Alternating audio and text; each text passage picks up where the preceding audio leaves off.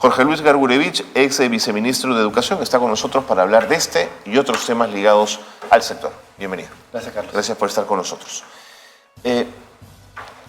Cuando la semana pasada el Ministerio de Educación dice suspendemos clase y todo se cerró, no solo las regiones de lluvia, sino las zonas que no tenían lluvia, nos preguntamos si no hemos perdido el ojo en la necesidad de focalizar el problema y no hacer extensivo el problema, que por supuesto es grave y nos afecta en términos emocionales y de sensaciones, pero en general no había por qué cerrar todo. ¿Por qué se cierra todo en el sistema educativo, Jorge Luis?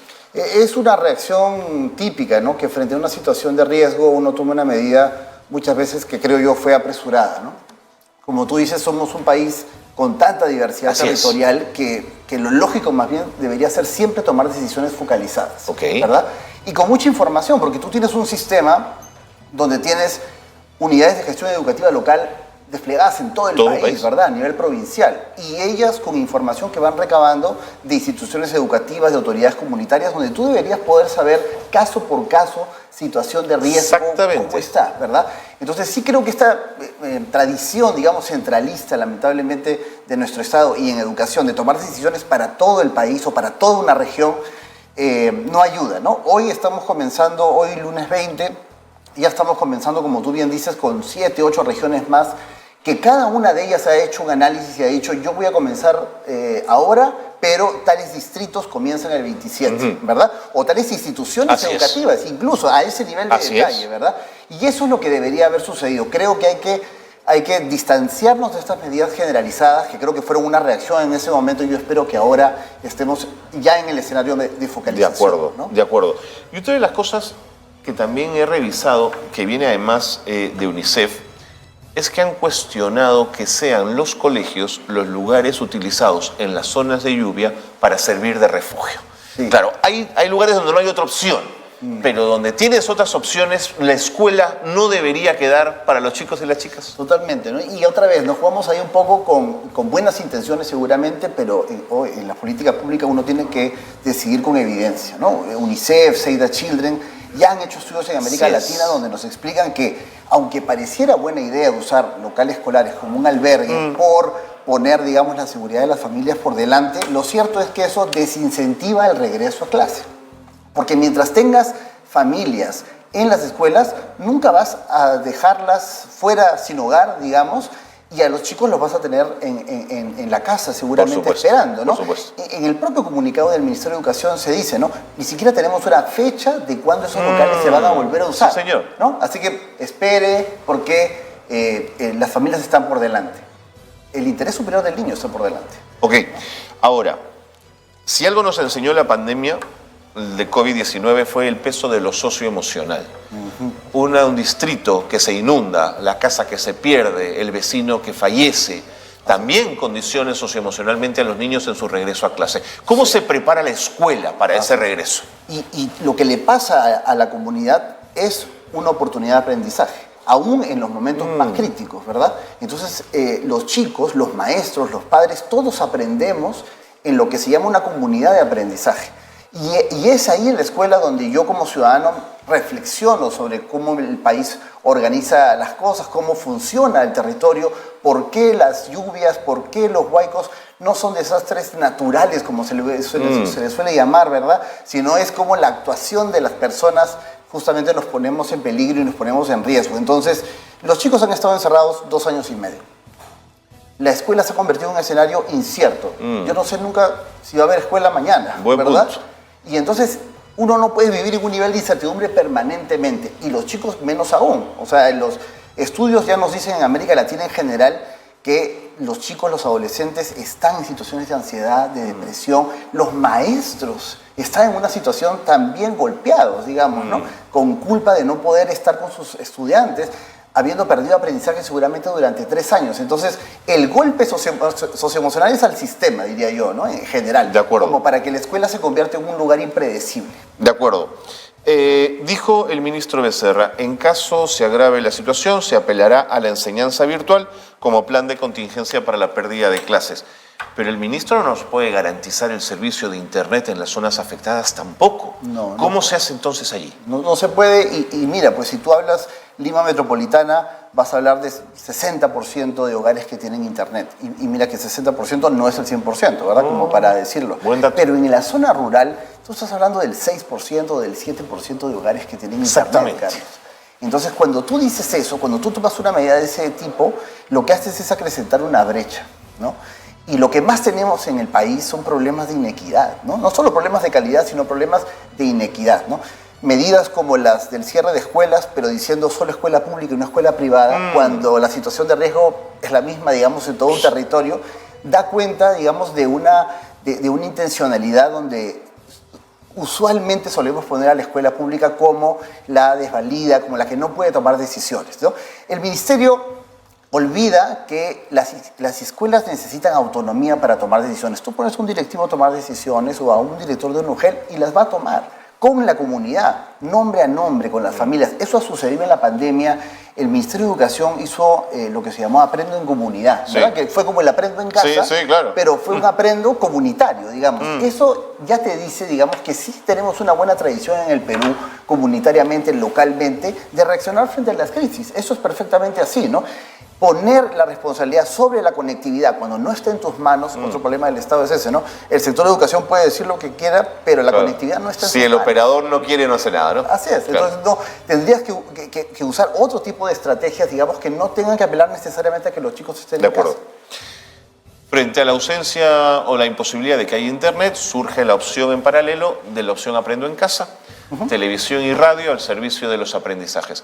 Ya en el Ministerio de Educación, ¿conoces tú, Jorge Luis, si existe algún estudio, alguna investigación que nos permita decir que Aprendo en Casa fue una estrategia decisiva para los aprendizajes de nuestros chicos o no? El Ministerio probablemente entiendo que no ha hecho todavía una evaluación de ese tipo, pero lo que sí conocemos, digamos, es que Aprendo en Casa y Aprendo en Comunidad sí fueron estrategias que ayudaron a paliar, digamos, la distancia que había, la imposibilidad que había de que el maestro llegara a la escuela. Lo que sucede con una estrategia de ese tipo es que cuando el hogar se convierte en un espacio educativo, tiene que competir, voy a decirlo así, con actividades del hogar, Totalmente. ¿verdad? Con la madre, con el padre en casa, Totalmente. con el hermanito, la niña o la adolescente mujer tiene un rol distinto que el varón, ¿verdad? O el varón tiene que salir a trabajar con sus papás, ¿verdad? Entonces, digamos que para mirar el éxito de una intervención como Aprendo en Casa, lo que hay que entender es que el contexto en general, digamos, de la familia lo hace más retador.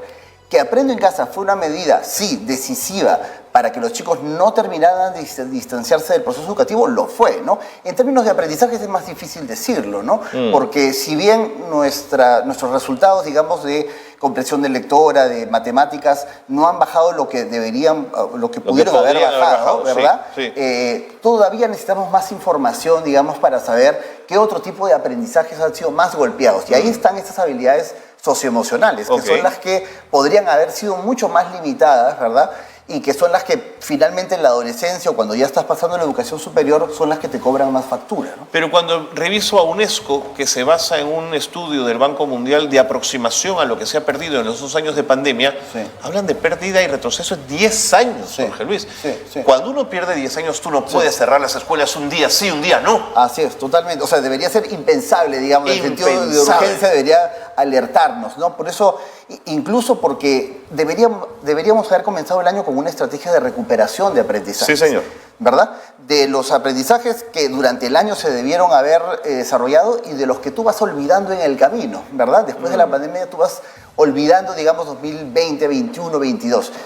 Y es una estrategia muy compleja, ¿verdad? Porque necesitas muchos recursos y necesitas que los chicos puedan tener incluso horarios ampliados. Y eso implica alimentación, otras estrategias todavía más caras, digamos, ¿verdad?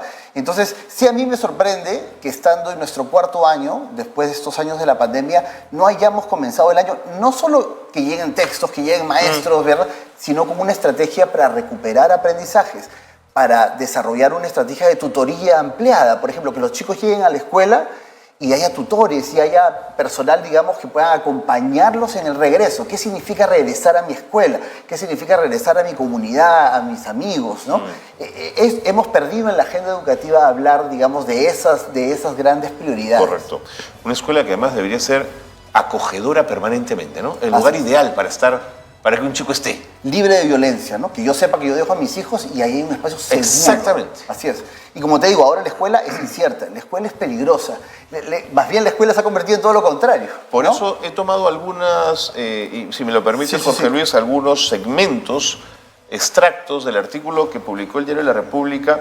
Es un artículo de opinión de Jorge Luis, y tomo algunos extractos para ponerlos en discusión sobre esta mesa. Dijiste, el gobierno, a través del ministro de Educación de turno, ha impulsado una campaña sostenida contra la escuela pública, contra las instituciones que desde el Estado la sostienen, contra la comunidad educativa. ¿Por qué sientes que la educación pública está en riesgo en el marco de lo actuado por este gobierno? Porque siento desde el inicio que el ataque que se ataca a las madres cuando salen a protestar con sus hijos en la espalda. Eso fue muy desatinado. ¿Verdad? Y con ello lo que estás haciendo es atacar, digamos, a las familias que quieren ejercer ciudadanamente sus derechos y como parte educativa además con sus hijos, digamos, ¿verdad? No habría que hacer más ciudadano que salir a levantar mi voz, ¿verdad? En un espacio democrático, ¿no? Y hay un golpe además al Ministerio de Educación mismo, a tu propia casa, ¿no? A decir, el personal del ministerio es vago, no sé por qué hay 8.000 personas acá, no sé lo que tienen que hacer, digamos, sí, ¿no? Hay un golpe a la SUNEDU, que es nuestro primer, digamos, bastión de calidad de la educación superior universitaria, del mínimo de calidad, ¿verdad? Golpeado igualmente. Consejeros educativos, ¿verdad? Que como levantaron la voz sobre la actitud represiva del gobierno, fueron reemplazados por el ministro, lamentablemente. Hay un conjunto de actitudes que a mí lo que empiezan a narrarme, digamos, es una historia de desprecio a la escuela pública, porque lo que viene después de eso, y ya hemos escuchado a las autoridades decirlo, es quizás debiéramos mirar a la escuela privada. Epa, cuidado con eso. ¿Verdad? Quizás debiéramos buscar becas, créditos educativos para que los chicos vayan a la escuela privada. Cualquier democracia moderna se asienta en su escuela pública, Jorge Luis. La escuela pública es, digamos, el gran espacio de la garantía del derecho a la educación. Tú pierdes la escuela pública y ahí es más difícil retroceder, Carlos. Entonces, sí creo que habíamos ganado años, ¿no? Décadas, digamos, de estar construyendo una reforma educativa más institucional. Y creo, es mi impresión, que hay un ataque a lo institucional en general en el Estado, ¿no? Hay una precariedad que se vio en el gobierno de Castillo, pero en este gobierno también estamos golpeando a las instituciones, las estamos desmantelando, digamos, reputacionalmente. Porque que tú digas, el ministerio que ha encontrado está pésimo, el programa de infraestructura está pésimo, la SUNEDU está pésimo, los consejeros, ¿qué es lo que estás diciendo? Que el sistema estaba roto, ¿no? Entonces, en realidad tú tenías un avance sostenido y yo temo que en la agenda pública no estemos alertando suficientemente que a quien están dañándose a la escuela pública, a la educación pública, ni siquiera escuela cuando digo básica, sino al instituto público, a la universidad pública. Por supuesto, lo ¿verdad? público en general. A lo público en general, que es, digamos, el asunto de mayor preponderancia de un Estado democrático.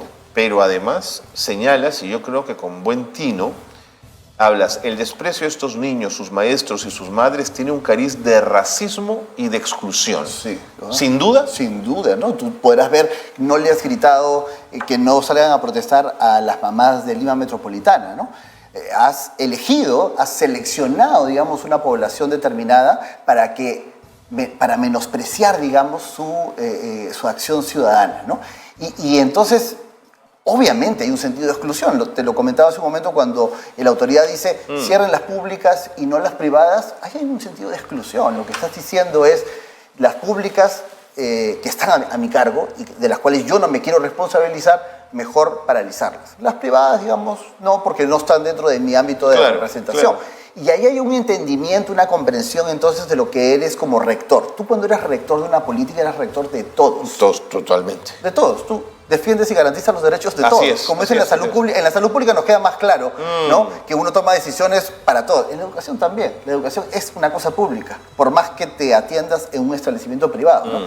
Entonces sí hay un cariz de desprecio a lo público y sí, por supuesto, de racismo y de exclusión contra familias, contra maestros, contra territorios en los ámbitos rurales que lamentablemente no tienen las mismas condiciones, por supuesto, que las urbanas, ¿no? Y lo que planteas tengo la sensación que pone en grave riesgo las reformas educativas de los últimos 15 años, por lo menos, Jorge Luis. Y por lo menos ni siquiera, digamos, para decir que fueron 15 años, porque yo creo que fueron inclusive más, Okay, Carlos, de acuerdo, lo tomo. O sea, hay más gobiernos anteriores que han sembrado, que han generado condiciones para tener hoy la reforma magisterial o un sistema, digamos, que está tratando de crecer hacia la reforma magisterial de exigencia al maestro, pero también de su revalorización y de no que decir de la reforma universitaria, que insisto, con la SUNEDU solo es un primer peldaño de un sistema mucho más complejo que no podemos avanzar porque ni el primer peldaño podemos subir, ¿no? Okay. Entonces no tenemos licenciamiento de institutos públicos, no tenemos de los tecnológicos,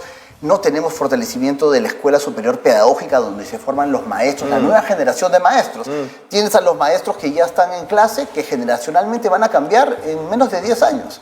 ¿Y quiénes están entrando? Estás atrayendo a la escuela pública a maestros realmente. Entonces, si te tumbas la reforma magisterial, si detienes la reforma universitaria, si detienes la reforma del currículo, que le voy a llamar reforma en el sentido en que hemos hecho un cambio de un currículo que era más contenidos, cursos, memoria, ¿verdad? A un currículo que es más competencias, Por competencia, habilidades, claro. No, ¿verdad? regresar a la memoria sería atroz, Aprendizajes para la vida. Entonces, volver a hablar ahora del curso, de la importancia de un curso de cívica, por ejemplo, es virar la agenda y renunciar, digamos, a un paso que ha dado toda América Latina, además, ¿no? Entonces, sí creo que, y creo que es muy saludable, Carlos, hacer esto de hablar ahora de una agenda educativa hacia adelante, ¿no?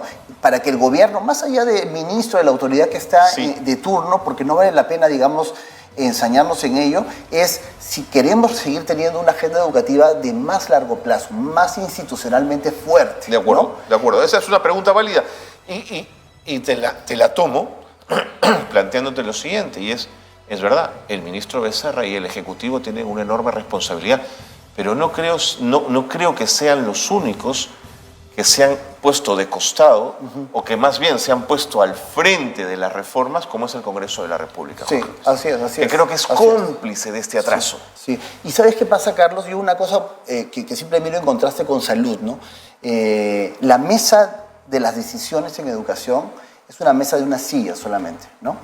Tú ves el sector salud y cuando tú ves la mesa de decisiones, tú miras al ministro de salud, tú tienes al superintendente nacional de salud, digamos, el que defiende los derechos, ¿verdad? Tienes al asegurador de la salud pública, que es el CIS, ¿verdad? Tenías en ese momento, en algún momento, al prestador, que era el Instituto de Gestión de Servicios, que veía la prestación del servicio. Entonces tenías como 4, 5, 6, digamos, actores tomando decisiones. En educación, el sector solo tiene al ministro o a la ministra. No tenemos más actores, ¿no? De ese vuelo, digamos. Entonces, no hay un contrapeso. La gobernanza en educación implica sentarte con gobernadores. Los gobernadores son autoridades educativas en su territorio. Sí, señor. No son prestadores de servicios. No, son las direcciones regionales de educación. Tú no le informas al gobernador regional lo que tiene que hacer. Tú decides con él. Así es. ¿No? Hemos perdido esa lógica. Entonces, pasa igual con el superintendente de SUNEDU, pasa igual con el Congreso y con los municipios. Entonces, esa mesa se ha roto, ¿no? Insisto, es parte del golpe, porque incluso el ministerio se ha peleado hasta con los investigadores, con la sociedad civil, Sí, ¿verdad? señor. ¿Verdad? Entonces, ¿con quién te quieres sentar a tomar decisiones? Tú quieres tomar una decisión como la que estábamos comentando, escuelas como albergues. Si tú tuvieras a la sociedad civil, a los investigadores a tu costado, rápidamente en un día tú podrías saber qué estudios, qué está pasando. ¿Esto es una buena práctica o no? ¿La tomo por sentido común o la tomo con evidencias, verdad? Entonces, esa mesa yo siento que está rota, está reducida, cada vez más reducida a una silla, ¿no? A una silla neomonárquica, digamos, que yo digo, ¿no? Te entiendo. Y yo creo que hay que abrir otra vez la mesa a la gobernanza, a un estilo donde tú volteas a los demás. Pero sectores más conservadores te dirían, Jorge Luis, mejor que gobierne uno que gobernar en asamblea. Es demasiado trabajo. ¿Qué se le responde a esos críticos? Que entonces pareciera que la democracia por la que todos habíamos estado batallando eran, como habíamos entendido todos diferentemente la democracia, ¿verdad, Carlos? Porque entonces yo, ¿por qué lucho por un Estado democrático de derecho, república, separación de poderes, si al final todos los poderes se los doy solo al Congreso para que elija todo, o solo se lo doy a un ministro para que ordene una decisión? ¿Y qué ha pasado, digamos, con las políticas públicas basadas en evidencia, verdad? Insisto, ¿no? Una manera de hacer política pública es la gobernanza, es tomar decisiones Estado-sociedad sobre lo que mejor nos conviene a todos. Entonces, pareciera que no todos queremos la misma democracia, Carlos. Y otra vez, este es un tema para hablar nacionalmente, ¿no? ¿Hacia qué democracia queremos ir? ¿Hacia qué república queremos ir? Porque la educación, señores, no se puede tomar en un piso en el ministerio un señor o una señora, o 3 o 5 o 10. Te entiendo. No puede ser así. Hay alcaldes, hay gobernadores, hay familias que se involucran en el día a día en la educación. Entonces a mí sí me cuesta creer que estamos abandonando esa lógica democrática que pensé, digamos, que tenía que ser como la agenda común, ¿no? Sí, pues. Porque además todo el mundo habla del modelo finlandés, pero claro, son 3 millones de personas, que es que nada en un país rico y fácil geográficamente manejable, ¿no es cierto? Y no tiene la diversidad, la pluriculturalidad, la heterogeneidad de nuestro territorio, nada más, Jorge Luis. Así es. Entonces, tantos territorios, tú no tienes cómo desde Lima saber qué decisión tomar, por supuesto. Sí, señor. Yo no le pediría nunca al ministro que tome decisiones en todas las jurisdicciones. Le pediría que tome decisiones con sí, es verdad.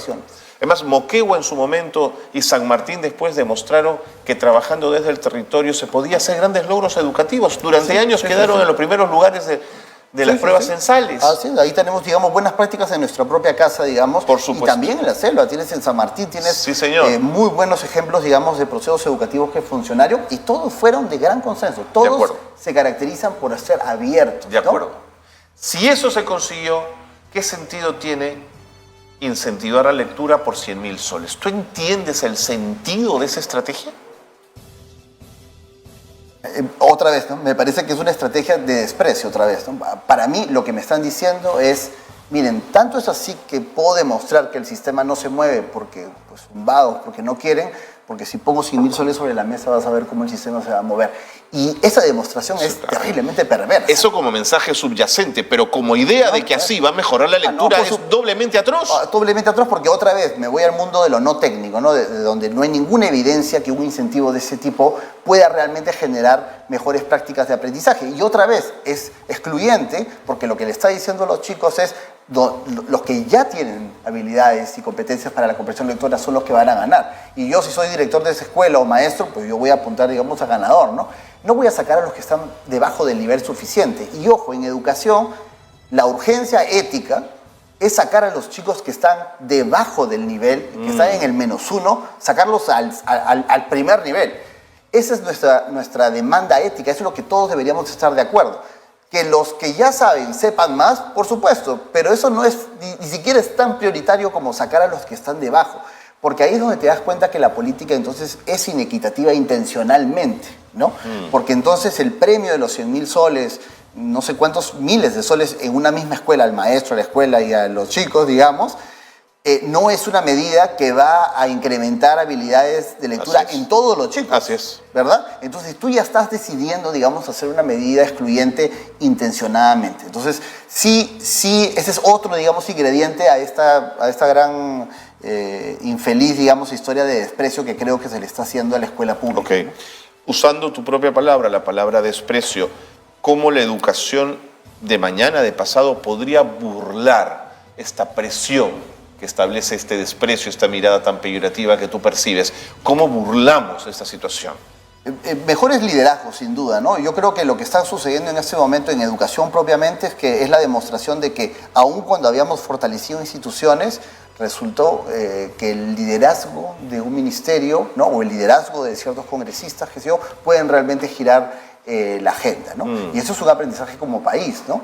No solo hay que agendas hacer, ocultas, ¿verdad? Jorge Luis, también, ¿no? No, por supuesto, pero en ello el trabajo político también es un trabajo, digamos, institucional que tú tienes que sostener en partidos políticos, ¿verdad? A eso me refiero con lo institucional, no solamente el ministerio, partidos, sociedad civil que se organiza, digamos, ¿verdad? Entonces, sí creo, yo tengo, digamos, soy muy positivo en pensar que esas capas, digamos, de personas, de masas críticas, de masas políticas que saben lo que hay que hacer en educación están ahí, ¿no? Están en el ministerio, están en los territorios, los líderes comunitarios que saben hacer educación están ahí en el nivel local. Necesitan otros liderazgos para tener el espacio para tomar decisiones. Entonces, yo sí creo, lo miro con buenos ojos en el sentido en que si hubiera un cambio de estos liderazgos, digamos, desde el nivel central y también en los territorios, yo sí creo que vamos a rescatar la experiencia que ya está ganada en esas instituciones, ¿no? No creo que en ese sentido hayamos retrocedido. Entonces sí siento, me pasa con el ministerio. Yo veo el ministerio hoy, los equipos técnicos son aún el Ministerio de Educación. ¿no? Y están ahí, están esperando mejores liderazgos para poder sacar adelante las políticas que ya tienen en la carpeta, ¿no? Te entiendo. Ahora, me preocupa, además de todo esto, que quienes reciben el servicio educativo en la escuela pública, que son, por lo general, los hijos y las hijas de las familias más pobres del país, no tengan capacidad de indignarse con esa oferta educativa. De acuerdo. Y ver a unas apafas que intentan conciliar con una escuela que no provee lo que estamos demandando en esta mesa.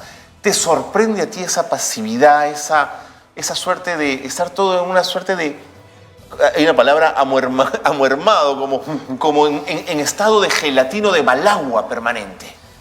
Sí, mira, el proyecto educativo nacional, ¿no? Tanto el que terminó y el que tenemos ahora vigente, ¿no? Este esfuerzo, digamos, de concertación más grande en educación, utiliza este concepto de la sociedad educadora que a mí me parece siempre muy potente. Correcto. Y lamentablemente muy poco aplicado, ¿no?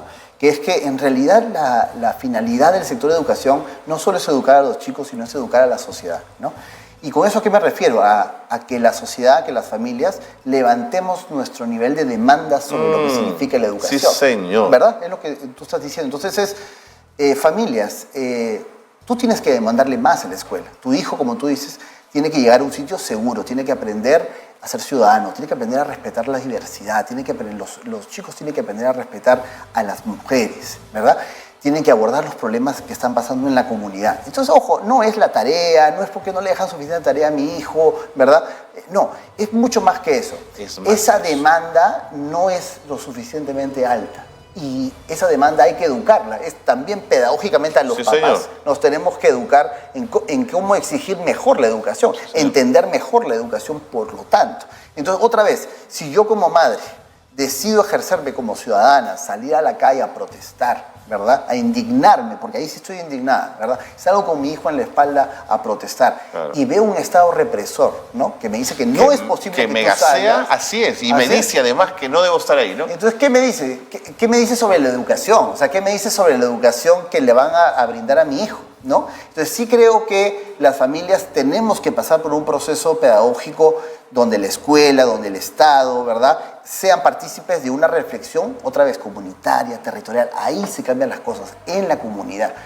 No en Lima, en el ministerio, en el edificio de San Borja. O sea, nuestras miradas siempre están ahí, ¿no? Ministerio, ¿qué vamos a hacer? Es familias que vamos a hacer, directores que vamos a hacer, alcaldes que vamos a hacer en educación, ¿no? Entonces, sí creo que el tema de la sociedad educadora debería ser nuestra agenda curativa, además, sanadora, en tiempos de convulsión como los que estamos hoy. Y qué paradoja, ¿no? Porque mencionas el proyecto educativo nacional y es este Ministerio de Educación el que se acaba de derribar al Consejo Nacional de Educación que lideró el trabajo para ese proyecto educativo nacional. Qué paradoja, ¿no? Y si quieres, para decirlo honestamente, no es que no hay consejo, es que ahora hay un consejo a medida, que es peor, ¿no? Porque el Consejo Nacional de Educación está vivo. El tema es que tú necesitas consejeros, ¿verdad?, que estén más allá de los periodos de gobierno de un ministro o de un gobierno. Que sean críticos del mismo, por supuesto. Exactamente, ¿no? Que sean críticos. Y ahora, lamentablemente, tenemos consejeros que tienen muy buena reputación profesional, son muy buenos profesionales, pero todos están ahí por una razón, digamos, están por una razón para estar cercanos, digamos, a la lógica del ministerio. Tú verás ahora, tú entras a las redes del consejo y no verás otra cosa que la propia publicidad del Estado, y no verás crítica o una mirada reflexiva, ¿verdad?, de lo que está ocurriendo. Entonces, otra vez, son golpes institucionales, ¿no? Porque el proyecto educativo nacional, que era lo que resguarda el Consejo Nacional de Educación, es lo más parecido a una política de Estado. Totalmente. Lo más parecido a una política de Estado, ¿no? Entonces, si abandonas el proyecto educativo nacional, ¿verdad?, y empiezas a tomar decisiones como los 100.000 soles o decisiones sin evidencia, pues hemos perdido, digamos, otra vez la estructura institucional de cómo tomar decisiones. Ojo, no solo en educación, yo creo que está pasando en general en el gobierno.